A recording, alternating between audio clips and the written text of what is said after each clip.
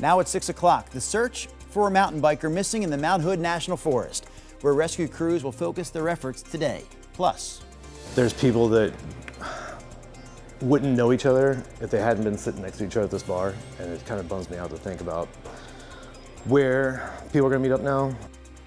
Some beloved Portland bars will have to shut their doors soon, saying that they never bounced back from the pandemic. Your last days to grab a drink at these bars coming up later this hour. Also this hour, parking rules on Sauvie Island are stricter these days, but that sure didn't stop people from packing the beaches there over the weekend.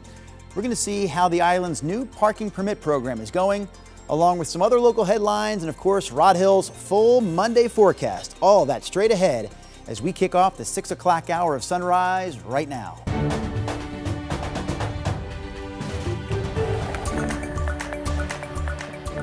Good morning, and thank you for joining us on your Monday. I'm China Green. And I'm Drew Carney. Yep, kicking off the week with those guys right there, Rod and Chris, getting ready for a little traffic and weather update. Yeah, good morning. Today's going to be fantastic, by the way. Please get out, enjoy. We're talking low to mid 80s after yesterday's 95. And a reminder, we have more heat coming tomorrow and Wednesday. The Weather Service has a heat advisory up tomorrow afternoon into Wednesday. We have our KGW weather impact alert up starting at noon tomorrow through Wednesday at 11 p.m. Exhaustion, heat stroke. Mid-90s tomorrow, but we could get up to 100, even see a 102 temperature in parts of the Willamette Valley Wednesday. So we're keeping an eye on all of that. Now let's get back to your Monday out the door weather. Clear skies over our state capital in Salem, the rising sun clear in Portland. We do have clouds along the coast, and we do have some cloudiness up in parts of southwest Washington we're keeping an eye on. 67 at PDX right now, 75 at noon. 84 or maybe not even that warm where you are today. So again, Chris, a comfortable Monday. Yeah, it sounds like it, Rod. All right, let's get you back to the drive in Cowlitz County. Washout still dealing with this crash up in the Longview area. SR 432 still reporting that that is at this point closed. So Allen Street's going to be your detour to get around this. For now, we'll keep you posted for sure. Back in the Portland metro area, get a crash actually out in the Bethany area near Northwest Cornell and Cedar Hills Boulevard. So watch out for the emergency response there. Your morning drive, wow. Forget the shades. You need the welder's mask this morning. This is I-5 through Tualatin at the 205 interchange. We're still zipping right along on that side of town. Quick check of the west side. Highway 26 looks good as well. And guys, right now, the freeway drive is, well, we're operating at a speed limit clip on this Monday morning. Back to you. All right, thank you, Chris. Top story here at 6 o'clock. A large rescue search for a missing mountain biker is expected to continue today in the Mount Hood National Forest. Dozens of search and rescue crews have been looking for a man who has been missing since Friday. Multiple agencies are part of the search now. Our Thomas Schultz joins us in the newsroom live. So, Thomas, what do we know about the man? Well, Drew and China, the man's name is Ralph Sawyer. He's 52 years old and from Gresham. Now, search crews found his car near Trillium Lake with his phone inside of it. They don't know where Sawyer is right now. Currently, the search is being centered around East Still Creek Road and roads around Trillium Lake. Today, the Clackamas County Sheriff's Office plans to bring in even more resources to continue searching for Sawyer, who's 6'1" with brown hair. And this has been an extensive search. Both Clackamas and the Hood River Sheriff's Office have been looking for Sawyer using ATVs, motorbikes, drones, and even an airplane from the Hood River Sheriff's Office. 70 people have been a part of this search. They believe Sawyer knows the area well because he's an avid mountain biker. He's in good health. He regularly goes out on his mountain bike and has done this, been in this area many times before and is familiar kind of with the area. So we believe he kind of knows where he's going or has been to these locations before. Now, Sawyer was last seen wearing an orange bike helmet, blue shirt, black shorts. Anyone with information on where he may be or who may have seen him near Trillium Lake is urged to contact the Clackamas County Sheriff's Office. Drew, China. All right, Thomas Schultz live for us there inside the KGW newsroom. Meanwhile, police are investigating a deadly stabbing that happened inside a Southeast Portland home on Sunday. So they say it happened shortly after 3 o'clock yesterday afternoon near the intersection of Southeast 114th and Boise Street in the Powellhurst-Gilbert neighborhood. Officers found a man dead inside that home when they got there. Then, less than an hour later, they say they detained a suspect nearby. There's no word yet on whether the suspect and the victim knew each other. Anyone with information about this is asked to contact Portland police. In Deschutes County, 3 people walked away with relatively minor injuries after surviving a plane crash. Just after 11 o'clock yesterday morning, deputies were called to a community just north of the Sisters Eagle Airport. There, they found a small Cessna aircraft that had crashed shortly after takeoff. The people inside were able to get out of the plane before it became engulfed in flames. Fire crews were able to put the fire out before it spread to vegetation and nearby buildings.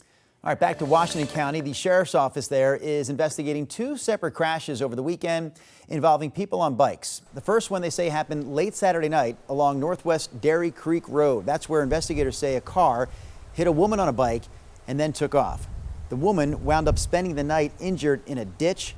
She was finally found Sunday morning and taken to a local trauma center. The second crash happened just before 11 o'clock Sunday morning. Witnesses say they saw a man on a bike suddenly cross Old Cornelius Pass Road directly into the path of a car coming down Cornelius Pass Road. Police say the 55-year-old cyclist is in critical condition.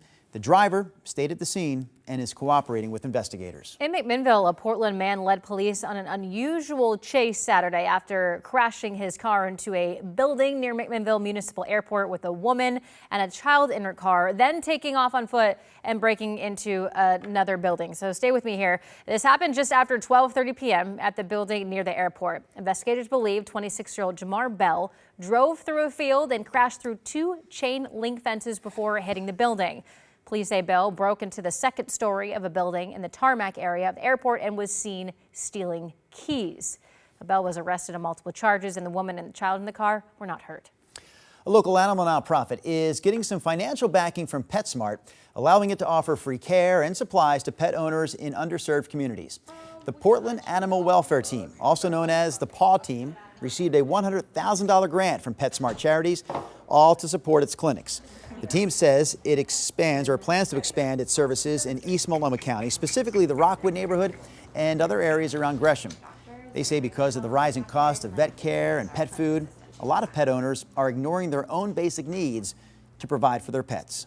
Pets mean so much to us, right? Our pets are our family.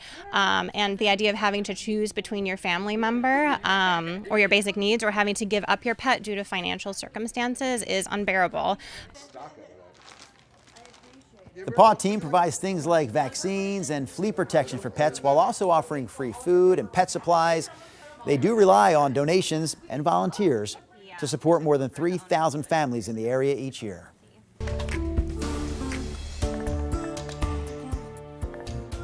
Maybe give you like an hour and then I'll get back to you, but I definitely see this in the cards again.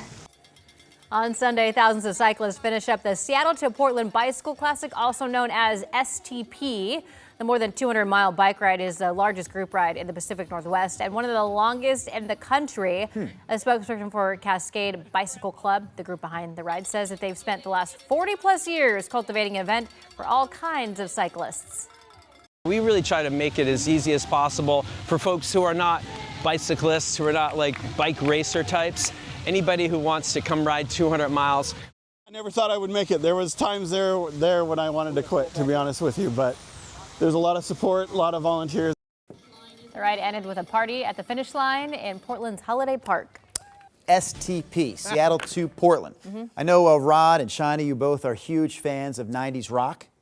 What big rock band from the 90s also went by STP? STP stood for? The Strawberries. What the heck? STP rock. Come on, bring it.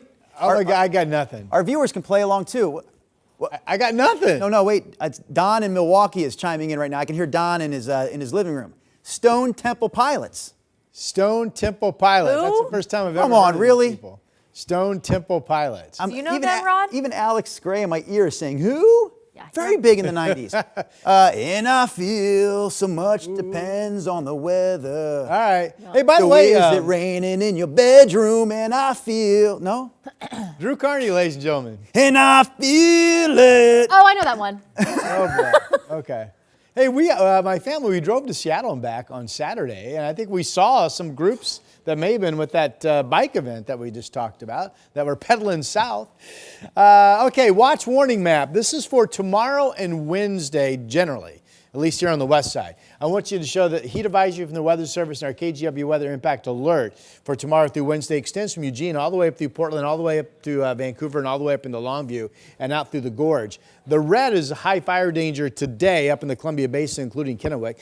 And there's a heat advisory today for parts of the Columbia Basin here in Oregon, where some temperatures could get up to about 100 degrees. You folks in Pendleton will be right there, either making it to 100 or just falling short again. That's today.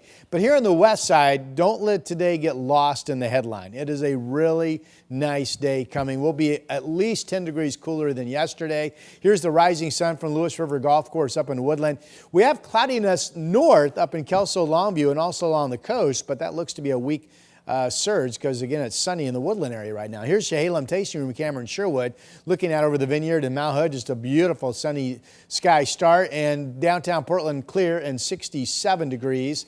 It is fairly warm outside. Again, we're coming off of that warm day yesterday where it was 95 was the high yesterday out at PDX. 65 out in Camas right now. Wilsonville just shy of 70, 66 degrees in Salem. Other temperatures for you. We have clouds along the beach, 52 degrees in Newport, and our forecast map later this afternoon at 5 o'clock. Could be 100 in Pendleton. This shows 96 at 5 o'clock. 90s in Central Oregon, but only 80s up and down I-5. Again, yesterday it was 95. Today I've got us to 84. And then we have the impact alert with the heat advisory from the Weather Service tomorrow afternoon and Wednesday. We could hit 100 on Wednesday, and then we start to bring it down after that. Thank goodness. All right, that's your update.